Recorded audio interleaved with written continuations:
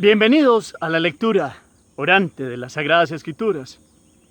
En este día nos reunimos para proclamar, meditar, orar y poner en práctica la oración de la palabra diaria.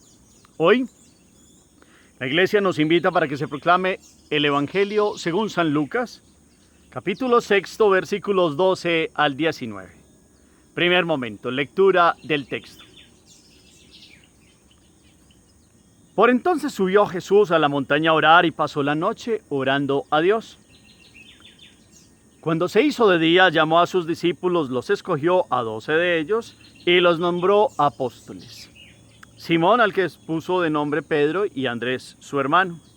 Santiago, Juan, Felipe, Bartolomé, Mateo, Tomás, Santiago el Feo, Simón, apodado el Celotes, Judas, el de Santiago, y Judas Iscariote, que fue el traidor. Bajó Jesús del monte con los 12 y se paró en un llano con un grupo grande de discípulos y de pueblo, procedente de toda Judea, de Jerusalén y de la costa de Tiro y de Sidón. Venían a oírlo y a que los curara de sus enfermedades. Los atormentados por espíritus inmundos quedaban curados y la gente trataba de tocarlo porque salía de él una fuerza que los curaba a todos. Palabra del Señor. Gloria a ti, Señor Jesús. Pidámosle hoy al Espíritu Santo que venga y nos llene con su luz. Ven, Espíritu Santo, llena los corazones de tus fieles, enciende en ellos el fuego de tu amor, envía tu Espíritu y todo será creado y renovarás la faz de la tierra. Ven, Espíritu Santo, llénanos del entendimiento de la palabra. Tú que has inspirado las Sagradas Escrituras, permítenos hoy comprender este texto con tu fuerza, gracia e inteligencia de las Escrituras. Volvamos la mirada al texto. Una segunda, tercera proclamación, ojos claros en el texto, la voz ayuda y el corazón reposa en el sentido más profundo. ¿Qué nos dice hoy el texto? ¿A dónde va Jesús? ¿Qué hace allí donde va? ¿Qué hace por la noche? Cuando se hace de día, ¿qué pasa? ¿A quiénes llama? ¿Qué escogencia hace? ¿Quiénes son los escogidos? Cuando hace esta escogencia, ¿qué hace cuando baja del monte? ¿Quién lo espera? ¿Quién lo escucha? ¿Qué pasa con estos que están allí reunidos en la escucha de Jesús? ¿Qué verbos, qué palabras, qué acciones, qué situaciones nos llaman hoy la atención de este texto? Miremos todos los detalles como todos los días. Segundo momento, meditación. Seguimos avanzando en el capítulo 6 de Lucas, versículos 12 al 19, y hoy nos trae un texto con varios momentos. El primero es, Lucas es uno de los evangelistas que más nos muestra que Jesús, cuando va a hacer algo grande en su vida, lo muestra siempre en el contexto de oración. Jesús ora siempre. Pero hay unas aclaraciones porque aquí hay un momento grande y es la escogencia de los 12 que van a ser enviados. Eso significa la palabra apóstol. Y para ello Jesús pasa la noche en la oración. Entonces, montaña, noche, oración. Ese es el contexto. La montaña es el lugar de la revelación en las Sagradas Escrituras. Y cuanto nomás el Hijo sube geográficamente, pero es como una indicación de en su espíritu a unirse con el Padre Celestial. Y después de una noche de oración viene un momento importante y es un momento fundante para la iglesia, la escogencia de 12. Y lo hemos meditado, no son 12 muy importantes, muy del templo de Jerusalén, unos personajes especiales que ya fueran escribas o etcétera.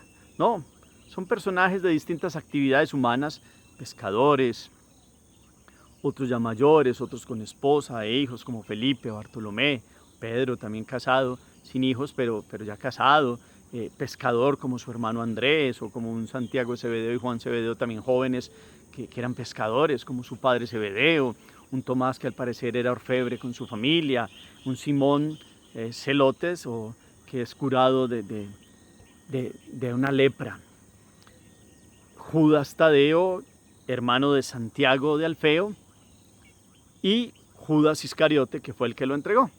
y Mateo, que es el publicano que viene a convertirse. Entonces hay unos personajes con una vida ya planteada que cuando conocen a Jesús, Jesús pasa por sus vidas y los llama. Hay momentos puntuales del Evangelio donde se muestra el llamado sobre todo de los primeros.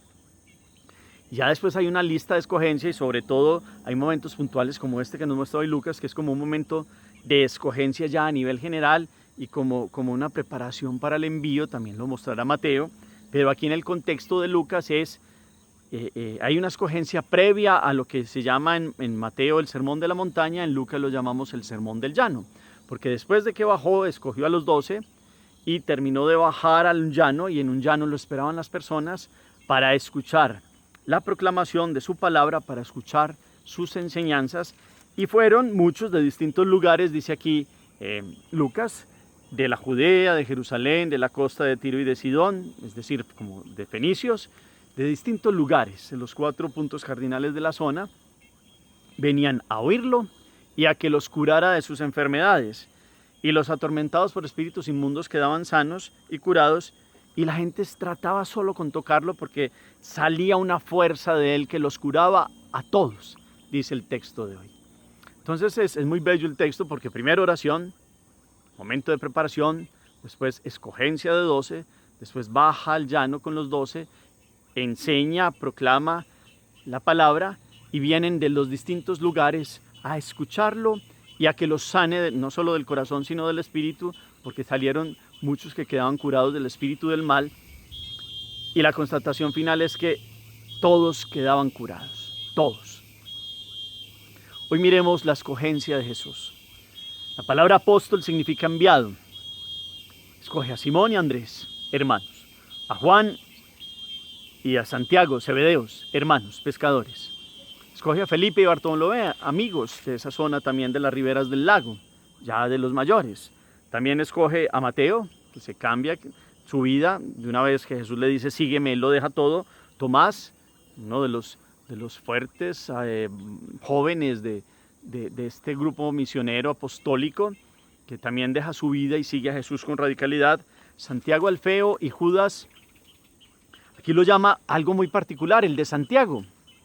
Si ustedes ven algunas explicaciones que hacen los expertos, dicen que seguramente era hijo de un Santiago, pero mirando revelaciones también privadas a místicas se aclara el contexto y llama a Judas del de Santiago para diferenciarlo de Judas Iscariote, pero de este Santiago, o sea, Santiago de Alfeo es hermano de Judas Tadeo, son 3 parejas de hermanos. Y ese Santiago es primo hermano del Señor, que llegará a ser el primer obispo de Jerusalén. Esto ya lo hemos conversado en otros momentos de la Lección Divina. Entonces, personajes que los dejaron todo por seguir a Jesús. Dios elige de distintas profesiones, de distintos ámbitos sociales, porque Judas de Querio ese sí es el único que había estado muy cerca del templo, pero tristemente había bebido mucho de esos intereses políticos de un mesianismo de querer figurar y como un estilo del rey humano, y cuando Jesús no le dio lo que él necesitaba, lo vendió al mejor postor. Y Simón, que era un hombre ya mayor también, Jesús lo cura y viene al seguimiento de él. Lo mismo Mateo, ya metido en el mundo de los impuestos para Roma, deja su vida antigua y sigue a Jesús. Entonces todos forman el grupo y con ese grupo está allí en el llano y empiezan a ver los signos y la predicación que Jesús hace y empiezan a aprender porque ellos van a ser enviados y son 12 columnas de la iglesia. La meditación va en orden a: ustedes y yo también somos enviados. Claro, los 12 apóstoles son los apóstoles y los sucesores son los obispos, eso está claro. Pero ustedes y yo también entramos dentro del llamado a ser enviados, a dar testimonio. Y hay una palabra que aparece ahí, apostolado, que viene de apóstol. Y el apostolado es un trabajo que hacemos todos los bautizados. Todos tenemos esta función de sacerdotes, profetas y reyes, y también somos enviados a proclamar el reino de Dios, a dar testimonio de nuestra fe.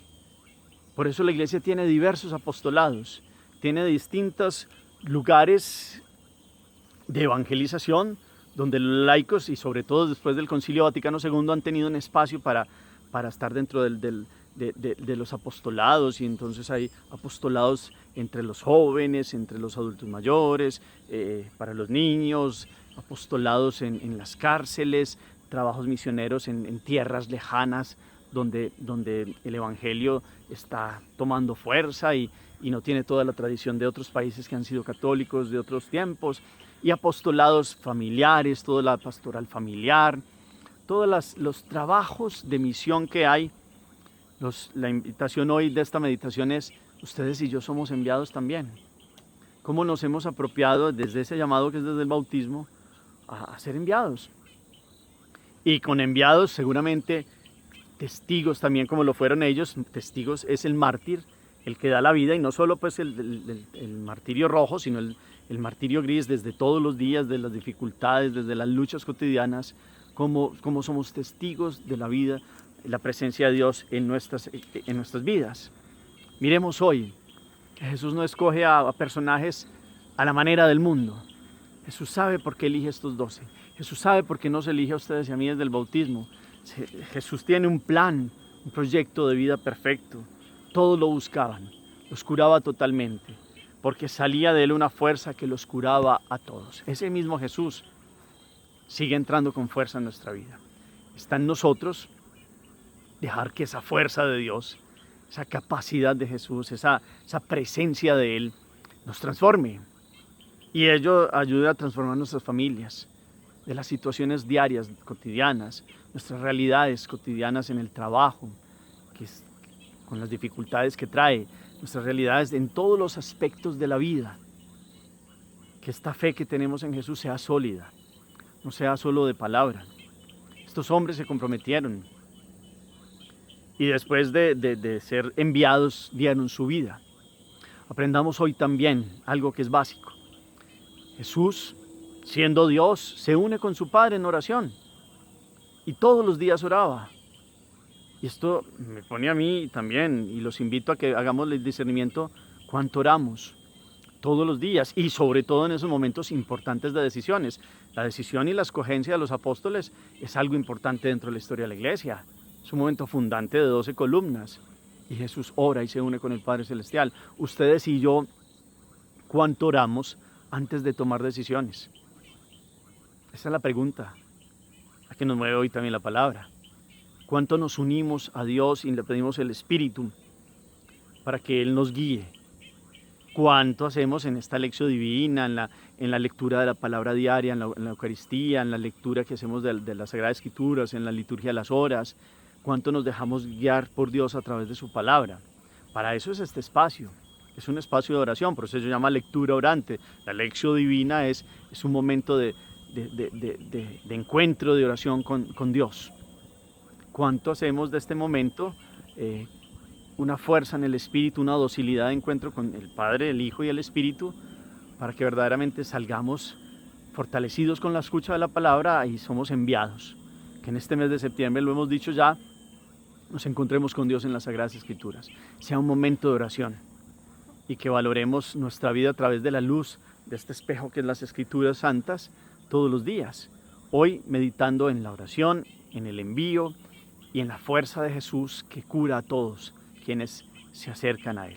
Acerquémonos a Él. Vinieron de Tiro y de Sidón, es decir, desde lejos. Ustedes y yo solo estamos a la distancia de una invocación del corazón, sea con los labios, pero sobre todo con nuestro interior, cuando invocamos a Jesús. Ya su nombre es salvación, Salvador. Ya el reconocimiento de nuestro pecado es un corazón humilde que lo busca. Y con una emoción del corazón Jesús viene a nuestra vida, porque Él respeta la libertad humana y viene a llenarnos de fuerza para hoy vivir, para hoy ser papá, ser mamá, ser trabajador, ser un digno hijo de Dios en los contextos de la vida, enviados a las distintas circunstancias para dar testimonio de nuestra fe. Los invito a que dispongamos el corazón en este día y hagamos oración delante de Dios.